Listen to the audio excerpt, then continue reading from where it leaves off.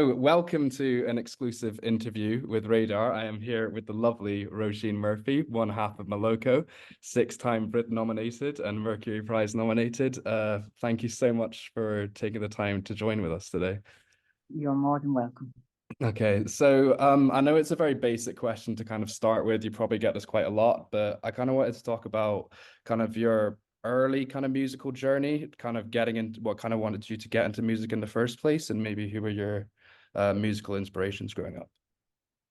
Well, I accidentally became somebody involved in music. I fell in love with a fella called Mark Bryden in Sheffield when I was 19. On the same night that we met, we went to his studio. It was called Fawn Studios. It was a big, proper, studio for professionals, but it was skewed. They had built it themselves, and it was skewed for people who were interested in electronic music and sampling and so on. And it happened to be empty that night. I had gone up to him in the party and said, "Do you like my tight sweater? See how it fits my body?" And he liked that, and he wanted to record it. I'm sliding up, and yeah, he brought a lot out of me over the next while. We fell in love, and occasionally I'd go into the studio with him, and usually it would be just chatting or saying something silly or acting out a part, like more like acting than singing. And we'd done a few things like that. And then his manager at the time brought a handful of tracks to London. I didn't even know. And there was a couple of labels interested in it. At that time, Moloko, we weren't called Moloko. It was called the Numbskulls. But somebody else was called the Numbskulls, so we had to think of Moloko later on. But yeah, a couple of labels were interested in all this daft nonsense we were doing, and I couldn't believe it. I got signed for a 6-album deal before I'd even sung. That's amazing. That's what. Yeah. And I remember saying to him, "You sure?" Because he was like a professional, and he'd done all kinds of records with all kinds of artists at the time. And he, "Sure, 6 albums? What? You really want to do this?" And he said to me, "Roisin, if you get to make 6 albums in your life, something's gone really right. So I wouldn't worry about that. Just let's take it one step at a time. Let's do this one and see what happens." And that was a very wise thing. But I think he must have enjoyed working with a novice, having been so professional for so long. He enjoyed the kind of possibility of maybe programming me the way he wanted me to some extent, but also that I was bringing a kind of energy that you wouldn't get from a professional. I was bringing this sort of like anything goes energy to it. And so he enjoyed that. And maybe also because we were in love and we just wanted to be together. Yeah. So when Sing It Back and things like that, and when your album started really blowing up, especially in the Ibiza scene and everything, was that kind of a bit of a shock to you, especially like kind of all this attention all of a sudden? It was kind of, but it never felt like, I've never felt overwhelmed by fame or anything like that. It's never been a case where, I always think of fame as people who have people waiting outside the door, looking for photographs, and or that if you go to the supermarket, you get accosted or whatever. And that's just never happened to me, even during that time, even during Sing It Back. I guess Sing It Back and Time Is Now, the videos, if you look at those, I'm not a real person in them, in a sense. I'm in Sing It Back, I'm just this like dancing diamond dolly type thing. And in Time Is Now, I'm this lovely Timotei, hair flowing everywhere.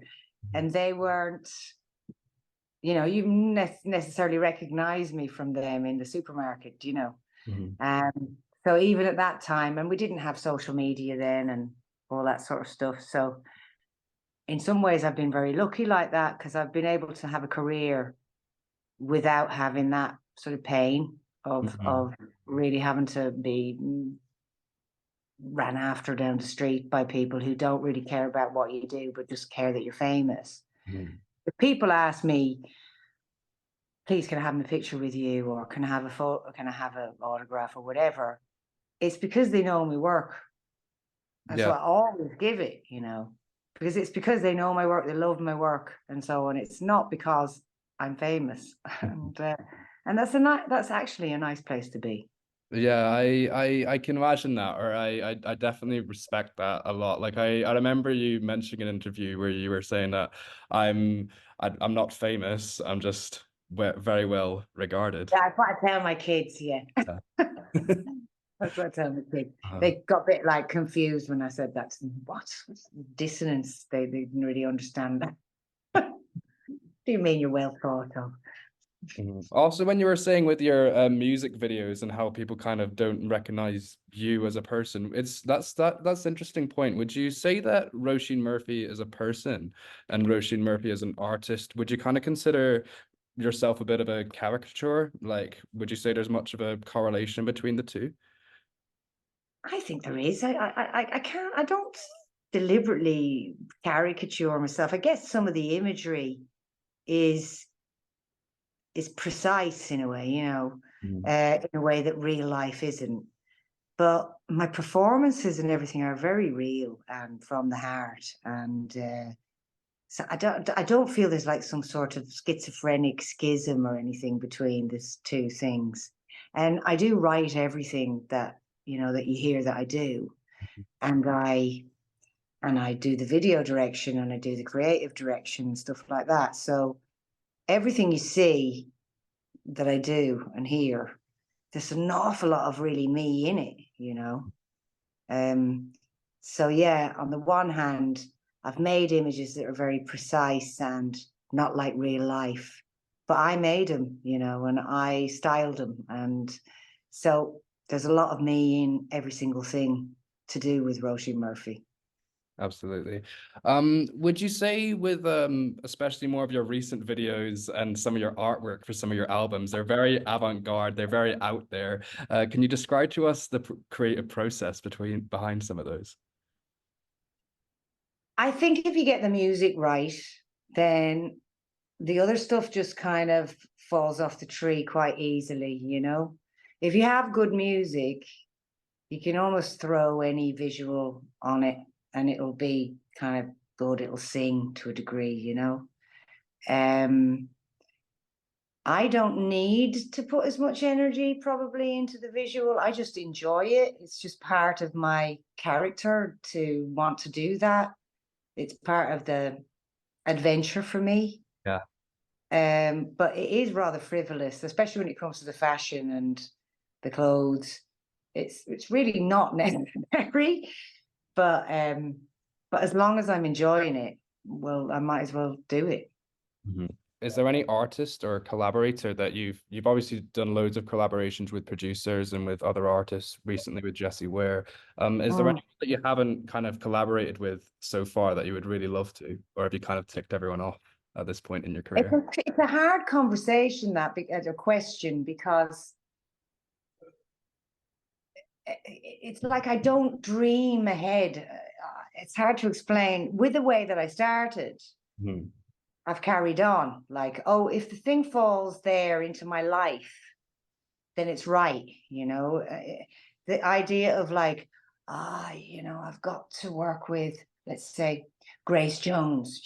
I love Grace Jones, but I don't necessarily think like that, because if that doesn't naturally happen, Mhm. almost if she's not me mate, it probably won't be any good.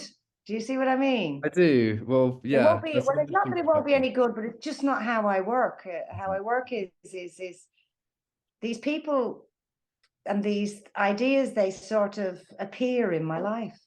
They grow on the tree, and I pick them off the tree quite easily. Mhm. But I did just do a lovely collaboration with Jessie Ware last year. Mhm. It's very easy to do. I mean, she's a good friend, and I met her on. Whoop! Oh, that's okay. That's Yeah, because right I'm there. too. I'll pull this out. Yeah, I met Jessie on her podcast. She asked me onto her podcast, so her and her mammy cooked for me, which was really nice. And we promised to do something together, and it was really easy. She just sent me pretty much a fully formed track with a gap in it.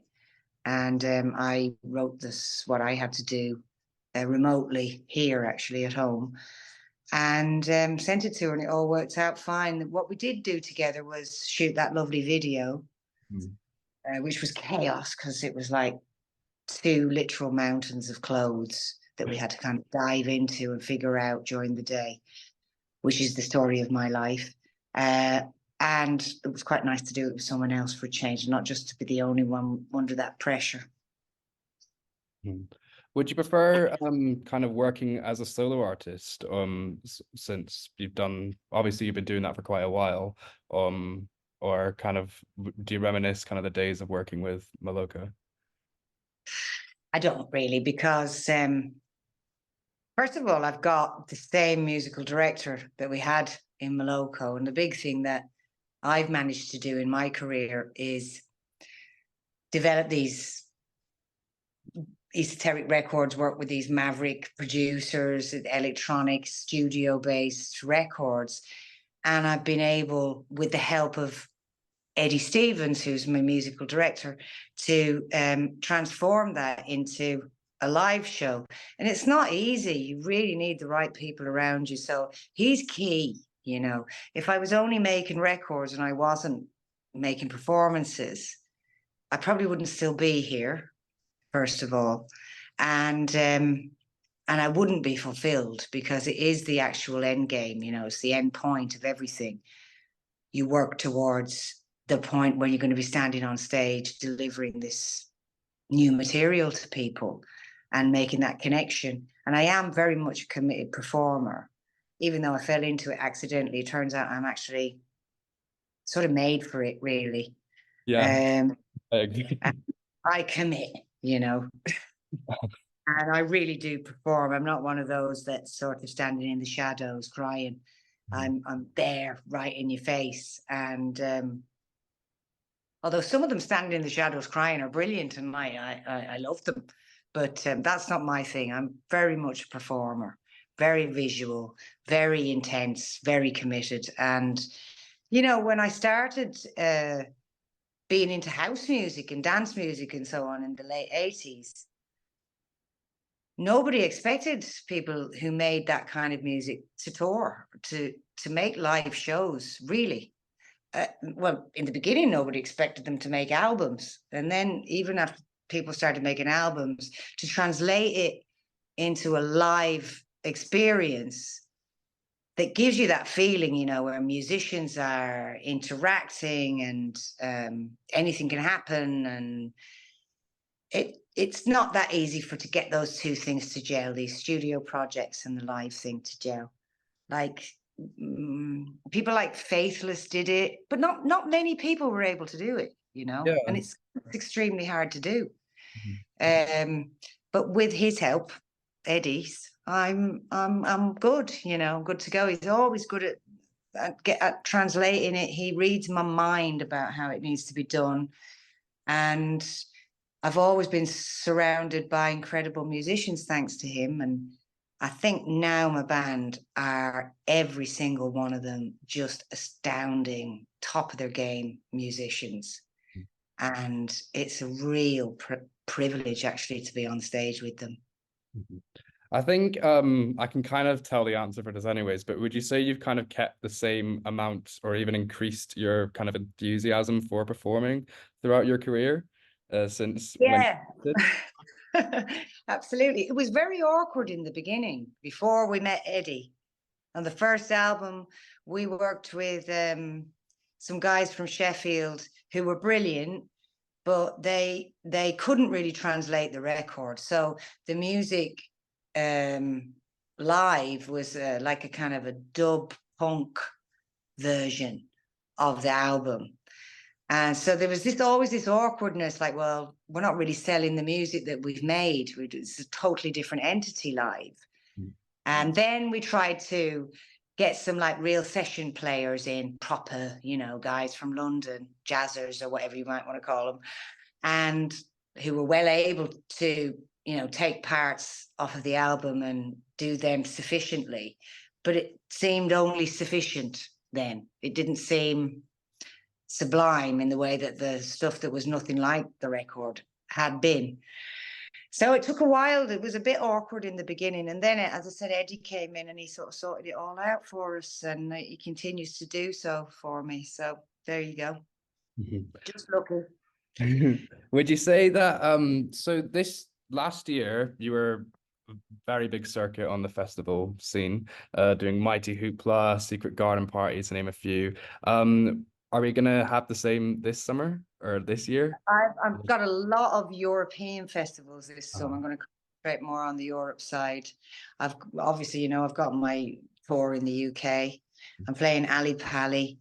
I sold it out a few weeks ago when I'm completely bowled over by that. That's the biggest show I've ever sold. Well, congratulations. Maloko never sold that many tickets, So I think that'll be a bit of a moment for me when I step out on that stage in front of nearly 10,000 people who are all there to see me. It's not a festival or anything. Yeah. It's amazing. Has It's it been amazing. has it been a while since when did you last do a gig that big? I've never done one for myself. I've never done a Roisin Murphy or a Maloko gig that big. I mean, we would maybe do half the size, the Brixton Academies and things like that. But I've never done anything as big as that, just myself. Obviously, the festivals. I've done festivals. I mean, I remember going to Exit Festival in Serbia years ago. We'd never heard of it. It's since become an extremely famous festival. And I would know today, obviously, if it was the first time I was going, I'd know about it, but I had no idea. And everybody was so nice to us. And all around us, it was all really exciting and everything. And I couldn't figure out why. I was like, these are a bit strange, these people, aren't they? And I just thought it was an ordinary day at the office. And until I stepped out onto the stage and I looked out, there was 45,000 people there. Oh my goodness. Oh, right. That's why everybody's being so nice to us. We're big here. Yeah, so that was a big one. Some of the festivals can be absolutely ginormous, Yeah. How would you kind of say the experience of doing festivals, especially if it's a crowd where there's other acts and some people in the audience may not necessarily be familiar with your work? Would you say it's kind of a different experience than to just doing a concert for you, or? I mean, a summer of doing festivals is the most varied thing you could imagine, especially for me, in some territories I'm big, in some territories I'm just starting out. It's like I go and I see what happens. And some of the festivals are like little boutique festivals, some of them are huge rock festivals, some of them are electronic. I mean, the type of music that I've made Probably fit can themselves. plausibly fit in any of those environments, So I do very varied festivals, and we're used to doing that. Me and the band and the crew are used to that, and it's enjoyable. It's fun, you never know what you're going to get. It's like a box of chocolates. Would you say the music industry and kind of concert industry has changed throughout your career? And if so, in a positive or negative way? It's changed. Oh gosh, yes, it's very much changed. I think in a positive way overall. For me, anyway, who's very much a kind of I come from a DIY background, Sheffield. Everyone I met in Sheffield, within 5 minutes of going to Sheffield, I'd lived in Manchester before that, much bigger city, much harder to sort of pinpoint where everything was coming from, who was doing the actual stuff. But in Sheffield, it seemed like everyone was either building studios, putting on parties, starting labels, doing record shops, graphic design. It was all self-starters. Again, I think that's very much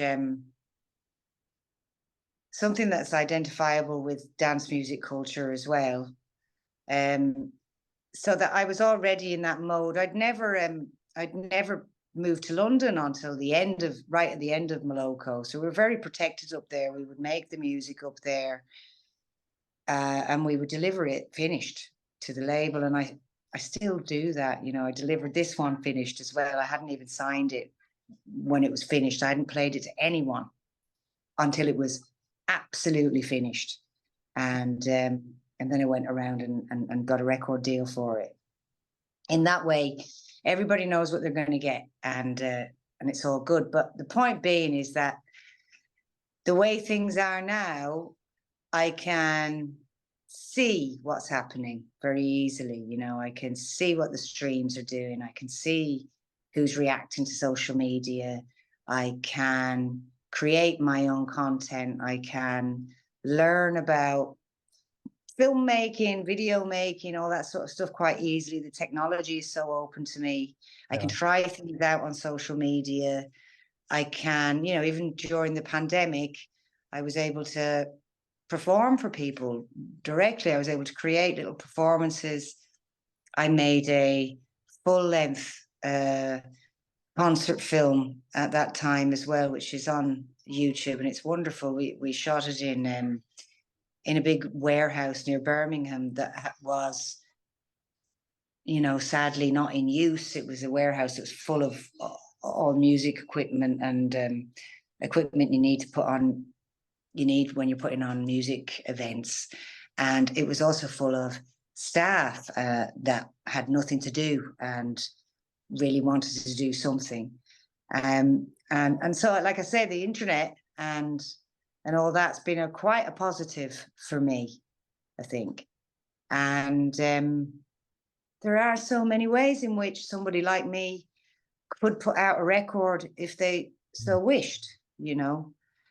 So somebody like me who now already has a fan base, bearing that in mind, obviously, it probably, I don't know, must be harder for people starting out in some ways than it was for me. I mean, at the end of the day, we made 3 albums before we had Sing It Back.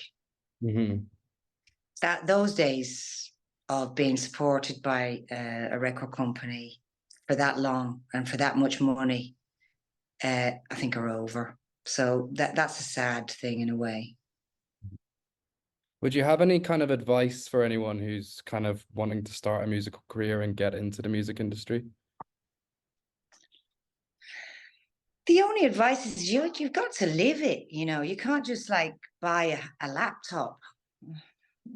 No.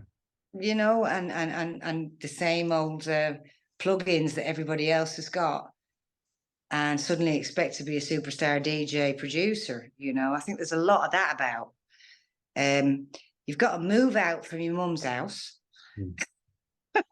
and you've got to go out and you've got to experience the music culture, fully immerse yourself in it for a good long while, and then they say you've got to do your 10,000 hours before you become a master at anything. And I was talking about this to my kids yesterday. I'm not a master because I probably haven't done 10,000 hours songwriting, and I haven't done 10,000 hours on stage even, probably. But if you mix all the things up that I do, like the videos and the creative direction and the writing songs and the performances and everything, I've done 10,000 hours of that. I'm not sure if it counts though. I think it's got to be more specific. Yeah, I don't know. I think it kind of is a whole package, to be fair. I think you're definitely covered. Anyways, thank you so much, Roisin Murphy, for joining us at Radar today. We really appreciate the time you spent with us. And thank you very much for the chat. Okay, A real pleasure. Thank you.